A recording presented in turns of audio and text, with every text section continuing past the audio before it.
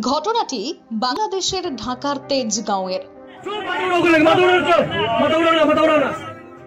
ভিডিওতে দেখা যাচ্ছে একটি ছেলে ট্রেন লাইনের নিচে শুয়ে আর তার উপর দিয়ে চলে যাচ্ছে ট্রেন।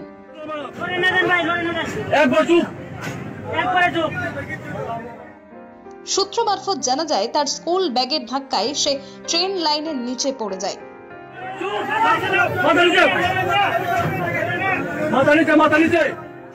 তখন সবাই বলতে থাকে তাকে মাথা উঁচু না করতে।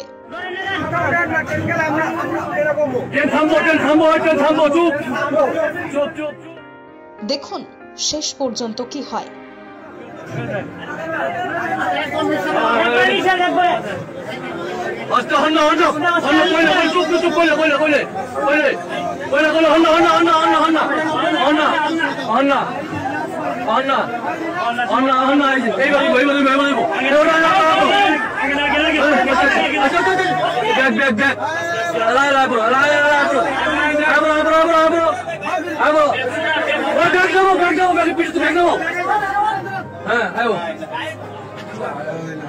আল্লাহ বাঁচাইছে, আল্লাহ বাঁচাইছে, আল্লাহ বাঁচাইছে, আল্লাহ বাঁচাইছে। অবশেষে ছেলেটি সুরক্ষিতভাবে ট্রেনের নিচ থেকে বেরিয়ে আসে। আল্লাহ বাঁচাইছে।